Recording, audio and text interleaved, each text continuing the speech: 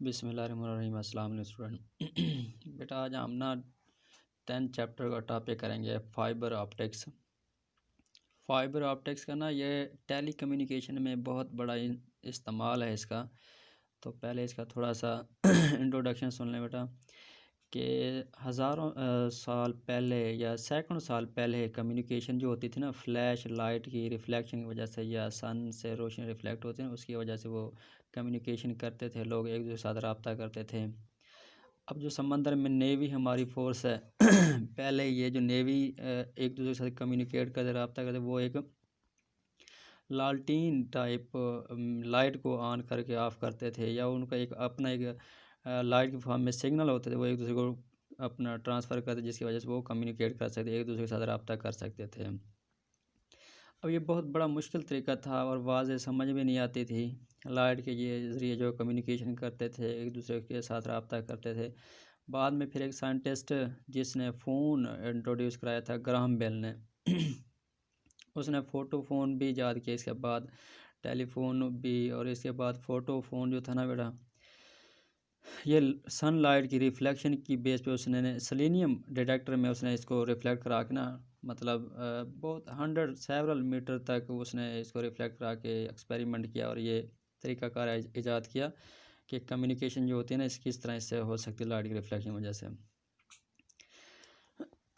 अच्छा, अब इससे ना उसने मतलब आवाज़ पे भी एक्सपेरिमेंट किया, यानी कि जैसे लाइट वो हो रही है ना, रिफ्लेक्ट होकर दूर दराज तक जा रही है, तो उसने आवाज़ को भी रिफ्लेक्ट करा के एक जगह दूसरी जगह पहुंचाया। तो इस तरह स्ट्रिंग में वो आवाज़ पहुंचाई थी, जिससे वो टेलीफोन याद किया था। इस तरह मतलब ये टेलीकम्युनिकेशन की जो फील्ड है, इसमें ग्राहम बेल का बड़ा रोल अदा किया गया इसमें। तो उसी में से जो ऑप्टिकल फ़ाइबर है, इसके बारे में आज हम डिस्कस करते हैं बेटा। ऑप्टिकल फ़ाइबर जो है ऑप्टिकल फ़ाइबर बेसिकली आपको मैं इसका बता दूं, ये गिलास शीशे के छोटे छोटे ज़रात होते हैं, इतने छोटे के बाल, जिस तरह हमारे सर के बाल है ना, एक बाल के बराबर इसका साइज़ होता है, और इसको मुख्तलिफ सरफेस पे कोटेड करके ना एक वो लेयर बना ली जाती है, जिसको ऑप्टिकल फ़ाइबर या फाइबर ऑप्टिक्स कह सकते हैं। ठीक है, अब इसके कुछ एडवांटेज हैं जो मतलब एडवांटेज बहुत ज़्यादा हैं, क्योंकि आजकल हम ना बहुत क्लियर आवाज़ सुन लेते हैं, इसकी वजह से पिक्चर देख लेते हैं, एक दूसरे के साथ कम्युनिकेट कर सकते हैं, दुनिया के किसी भी कोने में कोई बात हो हम सुन लेते हैं, समझ लेते हैं। या जैसे किसी मुल्क में मैच हो रहा हो, हम विद इन टाइम, बहुत कम टाइम में या उसी लम्हा हर अपडेट ले रहे होते हैं। ये बेटा ऑप्टिकल फ़ाइबर का कमाल है। अब ऑप्टिकल फ़ाइबर का जो प्रिंसिपल है, किस तरह ये काम करता है, इसका देखें। The propagations of light in optical fibre. Optical fibre में जो लाइट प्रोपगेट होती है, require that light should be totally confined within the fibre, यानी कि इससे कहते हैं इसके लिए ये लाजमी है कि लाइट उसमें टोटल रिफ्लेक्ट हो रही है internally, and can not escape from it, यानी कि जो फाइबर है ना, फ़र्ज़ के ये फ़ाइबर हो इसमें वो लाइट टोटली रिफ्लेक्ट होकर जा रही हो, बाहर स्केप ना हो, इसका यह असूल है। ठीक है, किसका? ऑप्टिकल फ़ाइबर का। This can be possible by, ये उस वक्त पॉसिबल हो सकता है जब हम इन दो चीज़ों को अंडरस्टैंड कर लें। कौन सा? टोटल इंटरनल रिफ्लेक्शन और कंटिन्यू रिफ्लेक्शन। पहले हम देखते हैं टोटल इंटरनल रिफ्लेक्शन, जो हम चैप्टर नंबर 12 फर्स्ट 10th में पढ़ के हैं। टोटल इंटरनल रिफ्लेक्शन के लिए दो कंडीशन है, वो याद रखिएगा बेटा। लाइट को ट्रैवल करना चाहिए डेंसर मीडियम से रेयर की तरफ, और एंगल ऑफ इंसिडेंट ग्रेटर होना चाहिए एंगल ऑफ रिफ्लेक्शन की वजह से, तो तब टोटल इंटरनल रिफ्लेक्शन होता है। हम ना इधर यूँ करते हैं, हमारे पास बेटा ये एक सरफेस है, ये वाली, यूँ समझिए ये पूरी ना एक गिलास है, ये वाला गिलास शीशा है। इसमें से हमने पहले ये देखें लाइट इंसिडेंट की, ये पूरा डेंसर मीडियम है, मैंने लिखा हुआ भी है गिलास, और ये वाला हवा है। इसका रिफ्रैक्टिव इंडेक्स हो गया n1। रिफ्रैक्टिव इंडेक्स जो होता है ना n1, वो speed of light in vacuum to the speed of light in medium होता है। Speed of light in vacuum to the speed of light in medium, vacuum में सही होता है, मीडियम में भी स्पीड होती है।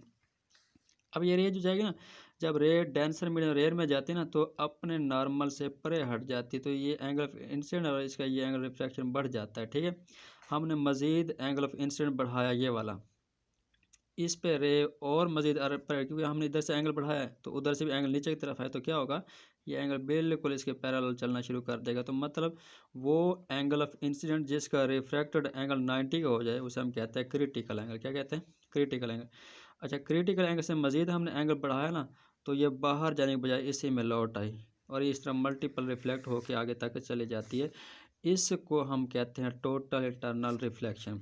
टोटल इंटरनल रिफ्लेक्शन के लिए ना हम ये जो गिलास है, गिलास का क्रिटिकल एंगल फाइंड करते हैं वे कितना होता है। देखिए बेटा, ये इंसिडेंट एंगल जो है ना उसको हम थीटा 1 का नाम देते हैं। रिफ्रैक्टेड एंगल थीटा 2, वो इस क्रिटिकल एंगल पे कितना था 90 डिग्री। हमने ये फाइंड करना, क्रिटिकल एंगल कितना है 90। रिफ्रैक्टेड एंगल थीटा 1 को हम क्रिटिकल एंगल का नाम देते हैं, यानी ये इंसिडेंट है ना, इसकी वजह से लाइट रिफ्लेक्ट होती है, ये मालूम करना है। हम स्नेल लॉ अप्लाई करेंगे। स्नेल लॉ क्या होता है, refractive index of first medium sine theta first medium, refractive index second medium sine theta भी है, सेकंड मीडियम साथ जो एंगल बन रहा है।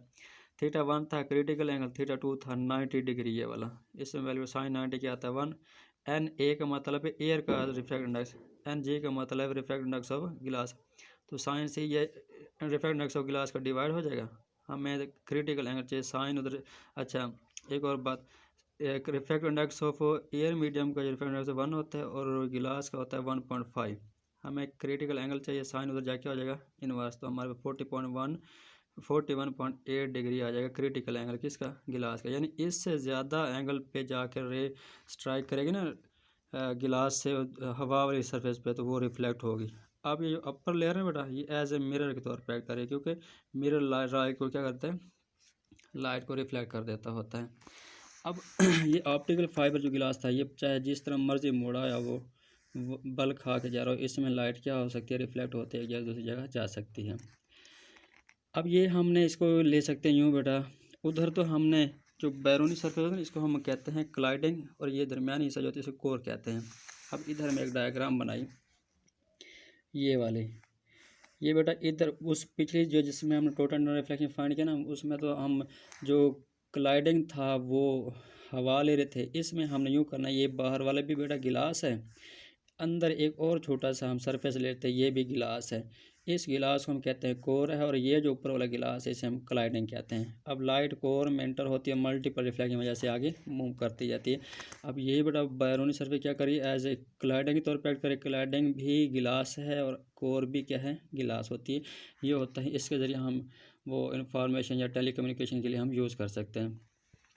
इसके साथ आ गया कंटिन्यूस रिफ्लेक्शन। कंटिन्यू रिफ्लेक्शन में थोड़ा सा आप एक डेली लाइफ में नेचर में बात समझ लें बेटा, हॉट एयर जो गर्म हवा होती है ना, उसकी डेंसिटी कम होती है। तो डेंसिटी ऑफ हॉट एयर कम होगी, डेंसिटी ऑफ कोल्ड, यानी कि हवा ठंडी हो डेंसिटी ज़्यादा होती है, गर्म हवा की डेंसिटी क्या होती है, कम। जब हवा गर्म होगी डेंसिटी कम है, तो उसका रिफ्रैक्टिव इंडेक्स भी क्या होगा, कम। किसका, कूल हवा की रिफ्रैक्टिव इंडेक्स है। इधर एक डायग्राम बनाई गई है कि ये दरख्त है, हमने इसका इमेज देखते हैं तो कैसे देखते हैं बेटा, ये सूरज की लाइट इधर से जो आ रही होती है ना, ज़मीन की सरफेस से जब रिफ्लेक्ट होती है, तो इधर का टेम्परेचर ज़्यादा होता है, ये वाला इस सरफेस तक। जो जो हम ऊपर जाते हैं ना, हवा, ये हवा क्लियर है, जो जो ऊपर जाते हैं ना, इधर हवा की डेंसिटी कम होगी, जो जो ऊपर जाएंगे हवा की डेंसिटी बढ़ती चली जाती है, ठीक है। जो ही डेंसिटी चेंज होगी बेटा, रिफ्लेक्टिव इंडेक्स भी चेंज होता जाएगा। अब है क्या सूरज की लाइट रिफ्लेक्ट होती है ये दरख्त से। अब देखो हर लेयर की हवा की डेंसिटी मुख्तलिफ है, उनके लिहाज से ये रिफ्रैक्ट होती हुई हर एक के साथ रिफ्रैक्ट होकर अपने एंगल से मुड़ते और मुड़ते जब इधर आती ना, एक तरतीब से इस लम्हा पहुँचते हुए इस रे का क्रिटिकल एंगल से एंगल ज़्यादा हो चुका होता है, फिर ये रिफ्लेक्ट होकर यूँ हमारी आंख में आती है और हमें इसका इमेज दिखाई दे देता है कि इसका दरख्त का।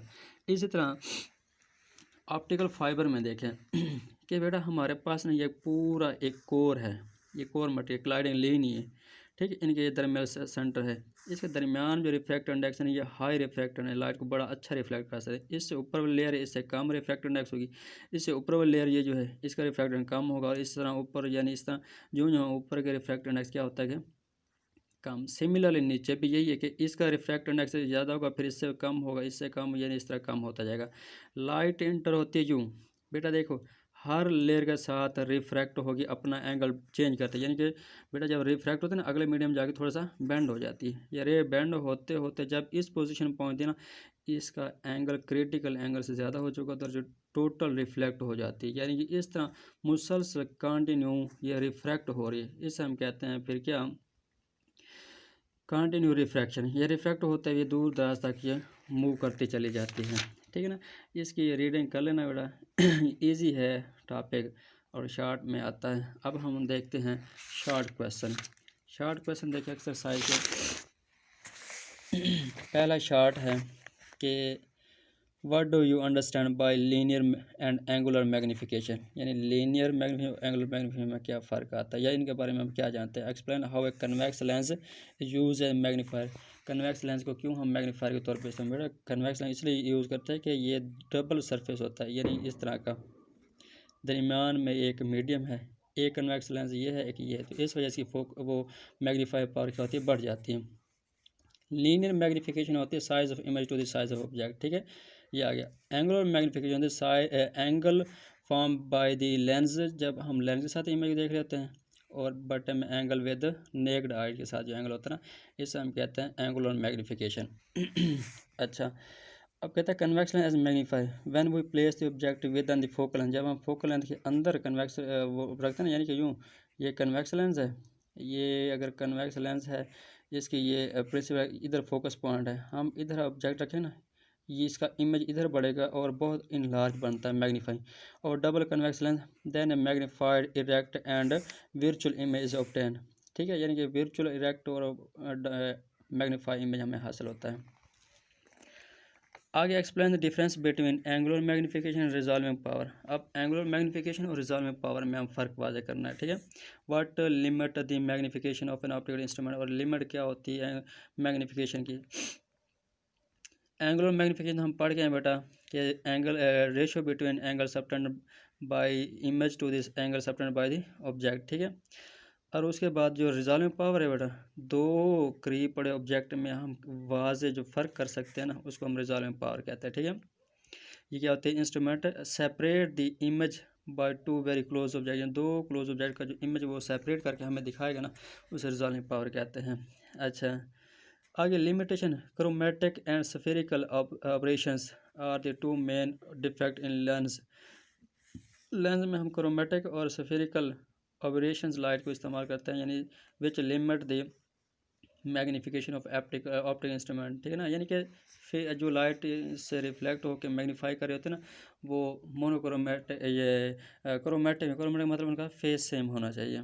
आगे दूसरा है question number 3, why would it be advantage to use blue light with compare compound में। कंपाउंड माइक्रोस्कोप में ना ब्लू लाइट हम क्यों इस्तेमाल करते हैं बेटा, रिजॉल्विंग पावर फार्मूला होता है R is one over alpha. Alpha अगर इसको हम लिखें डी और 1.22 लैम्डा भी ले सकते हैं। लैम्डा है वेवलेंथ, ब्लू कलर की वेवलेंथ होती है कम, तो रिजॉल्विंग पावर क्या होगी, हाई होगी, इस वजह से हम ब्लू लाइट इस्तेमाल करते हैं, ठीक है। आगे कहते हैं one can buy a cheap microscope for use by the children, हम ना माइक्रोस्कोप की सस्ता तरीके से बच्चों के इस्तेमाल के लिए। The image seen in such a microscope have coloured edge why edge source, यानी कि इसके जो एज हमें नजर आते हैं, कलर आते हैं, क्यों आते हैं, क्रोमेटिक अब्रेशंस की वजह से। The wild light will disperse after passing through the lens, जब लेंस में से वाइल्ड लाइट गुजरती है ना बेटा, वाइट लाइट में 7 कलर होते हैं, हर कलर अपनी अपनी वेवलेंथ शो करते हैं, इस वजह से ना उसके एज क्या दिखाई देते हैं, colour. Such lens can not bring all the trace white light from the object to a single point, यानी सिंगल पॉइंट पे तमाम रे इकट्ठी नहीं होती, due to which image have coloured edge, तो इस वजह से इमेज जो हमें एज दिखाई देते हैं वो कलर दिखाई देते हैं। आगे क्वेश्चन नंबर है 6 में कहता है if a person were look through a telescope at full moon, कहते हैं एक आदमी ना टेलीस्कोप के साथ मून का फुल इमेज देख रहा है, how would the appearance of the moon, moon के अपीयरेंस में क्या फ़र्क पड़ेगा अगर हम उसकी cover the half of the objective lens को हाफ कवर करते हैं, यानी कि 2 लेंस होते हैं टेलीस्कोप में, ऑब्जेक्टिव लेंस का अगर हम हाफ कवर करते हैं तो इमेज के अपीयरेंस पे क्या फ़र्क पड़ेगा बेटा, कोई फ़र्क नहीं पड़ता, क्योंकि जो मैग्नीफिकेशन होता है डिपेंड करते focal length of I piece और focal length of object piece. जब हम ऑब्जेक्ट लेंथ को हाफ कवर करते हैं तो फोकल लेंथ पे कोई फ़र्क नहीं पड़ता, तो इमेज हमें फुल वही दिखाई देगा। आगे न्यूमेरिकल देखें। पहला न्यूमेरिकल कहता है एक कन्वर्जिंग लेंस और फोकल लेंथ, कन्वर्जिंग बेटा होता है कन्वेक्स लेंस की फोकल लेंथ क्या है 5 सेंटीमीटर, ये एफ आ गया। Is use a magnifying glass, हमने गिलास में यूज़ करते हैं। If the near point of the observation is 25 centimetre, D कितना 25 centimetre, and the lens is held close to the eye, हम लेंस को ना आँख के करीब लाते हैं तो फाइंड करें फिर डिस्टेंस ऑफ द ऑब्जेक्ट, हमें distance of the object P find करना है। एंगुलर मैग्नीफिकेशन एम मालूम करना है। What is the angle magnification when the final image form at infinite, जब फाइनल इमेज इन्फिनिट पे बन रहा होना फिर हम उसके एंगल भी फाइंड करना है, ठीक है। एंगुलर मैग्नीफिकेशन फाइंड करनी ठीक है बेटा। हम फार्मूला जानते हैं 1 और एफ इज 1/p + 1 और क्यू। नियर पॉइंट जब बेटा 25 सेंटीमीटर होता है ना तो क्यू बराबर होता है डी के। कहता है इमेज वर्चुअल, उसने खुद कहा है तो ये -25 आएगा। इसमें पुट करेंगे तो हमारे पास पी कितना आ जाए सिंपलीफाई 4.2 सेंटीमीटर। मैग्नीफिकेशन जो थी ना कंपाउंड इसकी अपना किस में इसका क्या है मैग्नीफिकेशन हम किसकी फाइंड करना है, जो भी इसमें डिवाइस थी उसकी मैग्नीफिकेशन बेटा कंपाउंड सिंपल माइक्रोस्कोप 1 + d और एफ। इसमें हम पुट करें d 25 था, एफ क्या 5, इसको डिवाइड किया 5 तो मैग्नीफिकेशन क्या आ जाता है 6। अब तो ना वही व्हेन इमेज इज इन्फिनिट, जब इमेज इन्फिनिट पे बन रहा होगा तो p ऑब्जेक्ट कहाँ पे होगा, फोकस पॉइंट पे होता है। तो p बराबर किसके आ जाता है एफ के। तो मैग्नीफिकेशन क्यू और p की जगह क्या आ जाएगा एफ। तो जो क्यू था वो हम पुट कर सकते डी। तो इन्फिनिट की मैग्नीफिकेशन क्या आती है डी ओवर एफ। डी था 25, एफ क्या 5, डिवाइड करो तो 5, यानी मैग्नीफिकेशन क्या आ जाएगा 5 गुना हो जाएगी। आगे क्वेश्चन नंबर है 3। A telescope object has focal length 96 centimetre. हमारे पास फोकल लेंथ है ऑब्जेक्ट लेंथ की 96 centimetre and diameter 12 centimetre diameter, ठीक है। कैलकुलेट द फोकल लेंथ, हमने फोकल लेंथ फाइंड करनी and minimum diameter of simple eyepiece length, और minimum diameter भी आई पीस का फाइंड करना जबकि ऑब्जेक्ट लेंथ का दिया हुआ है। ये तो लीनियर मैग्नीफिकेशन एम जो 25 टाइम यानी कि एम हमारे पास कैपिटल 25 आता है। All transmitted by the objective from A distance point on the telescope x is fall on, यानी कि टेलीस्कोप के बजरिए हम जब फॉल करते हैं ना लाइट तो उसमें आप आई पीस की focal length diameter of I piece find करें। अच्छा देखो टेलीस्कोप की मैग्नीफिकेशन थी f0/fe, हमें चाहिए fe, तो fe इधर चले जाएगा m/m में। f0 थी 96 मैग्नीफिकेशन 24 का था, डिवाइड करने हमारे पास फोकल लेंथ आई पीस आती है 4 सेंटीमीटर। आगे देखेंगे कहता है focal length is directly proportional to the diameter, so the ratio of the diameter of the lens is equal to the ratio of the focal length। Diameter की जो ratio है वो फोकल लेंथ के बराबर है। Diameter of object focal length object diameter of I piece focal length of I piece. तो हमें diameter of I piece चाहिए ना, इसको हम क्रॉस मल्टीप्लाई करें तो यानी कि d0 ये दोनों उधर जाके उलट हो जाएंगे। इनकी वैल्यू पुट के हमारे पास डायमीटर ऑफ आई पीस आ जाता है 0.5 सेंटीमीटर। आगे न्यूमेरिकल नंबर देखें 3। कहते हैं a telescope is made of an objective focal length 20 centimetre. एक टेलीस्कोप है जिसकी objective length focal length 20 centimetre and I piece की फोकल लेंथ 5। तो कहता है both concave lens find the angular magnification find करें। वो f0 और fe होते 20/5 तो क्या आ जाएगा 4 आ जाता है, ठीक है। ये मैग्नीफिकेशन थी। आगे हम न्यूमेरिकल करना है 8, ये रहा 8 में कहते हैं a astronomical telescope having magnifying power of 5, यानी कि magnifying power 5 consist of 2 lens, इन 2 लेंस दोनों के दरमियान फोकल लेंथ या लेंस जो कि लेंथ है ना 24, कल हमने टेलीस्कोप पढ़ा था वो L25 सेंटीमीटर। तो कहते हैं ऑब्जेक्ट लेंथ फोकल लेंथ और इमेज की focal length of I piece और focal length object length find करना है, ठीक है। मैग्नीफिकेशन बेटा objective lens eyepiece magnification 5 थी, ऑब्जेक्टिव लेंस और आई पीस इधर जाएगा मल्टी f0 आएगा 5fe, L होता है f0 + fe, f0 का 5fe और fe कितना हो जाएगा 6fe। हमें fe चाहिए तो 6 हो जाएगा डिवाइड तो fe आ जाएगा 4 centimetre. Put in the value of equation 1। Equation 1 ये था ये f0 5f1 5f1 क्या था 4 मल्टीप्लाई करो तो हमारे पास f2 f0 कितना आ जाएगा 20 सेंटीमीटर। तो ये न्यूमेरिकल थे। हमारा चैप्टर 10 ख़त्म हुआ। इंशाल्लाह कल 11 चैप्टर स्टार्ट करेंगे।